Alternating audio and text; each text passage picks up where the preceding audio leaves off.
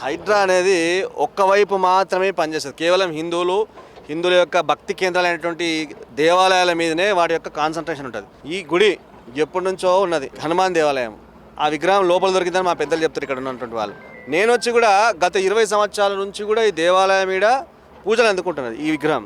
మరి గా మూల మీద ఒక చిల్లా కట్టిరాలు. మొన్న ఆడున్న చుట్టుపక్కల ఉన్నటువంటి ఇల్లులన్నీ తీసేసారు. మరి మీకు దమ్ము ధైర్యం ఉంటే కేవలం హిందువుల దేవాలయాలకి దగ్గరికి ఎందుకు వస్తారు? నా చిల్లా దగ్గరికి ఎందుకు పోతలేరు? అది ఏం కట్టుకునే తెలియదు మనకు. పెయింట్ వేస్తారు, అది నంబర్లు రాస్తారు. మరి మీకేమి మొగతనం లేదా? ఎందుకు లేదు? మరి వీడికి ఎందుకు వచ్చారు? రాత్రి తీసాను. ఈ స్వామి పోతే నీ షూట్ చేసి పడేస్తాను, పక్క జరగంట. అరే ఏం ధైర్యంతో షూట్ చేస్తాడు? ఎంతమంది షూట్ చేస్తారు? అంటే ఈ హైడ్రా అనేది కేవలము హిందువులు టార్గెట్ చేయడానికి. ఫాతిమా కాలేజ్ ఎట్లయితే వదిలిపెట్టిండో ఈడ కూడా అదే జరుగుతుంది. ఈడ హిందువుల యొక్క దేవాలయాన్ని కూలుస్తా అంటాడు. ఇదంతా సున్నం చెరువు కిందకి వస్తుంది, అది కూడా సున్నం చెరువు కిందకి వస్తుంది. మరి దాన్ని ఎందుకు వదిలేసారు? ఈరోజు మొన్న జరిగిన సర్వే లెక్కల ప్రకారం చూస్తే 7 దాకా వస్తుంది, 6 దాకా ధీమని. లేకపోతే ఈ దేవాలయం ఉన్నది కదా, మాకేం చెప్పారంటే మీకు ఐలాండ్ చేస్తాము, దారి ఇస్తాము, ఐలాండ్ చేసి మీరు రాజానికి పూజలు చేసుకోవడానికి మీకు అవకాశం ఇస్తాను.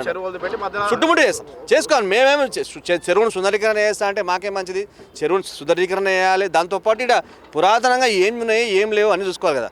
కాంట్రాక్టర్ కంటే తెలియకుండా చేసినట్ట, ఈ ఆఫీసర్ కంటే తెలియదంట. అంటే ఎవరు కూడా నాటకాలు ఆడుతారు. ఇది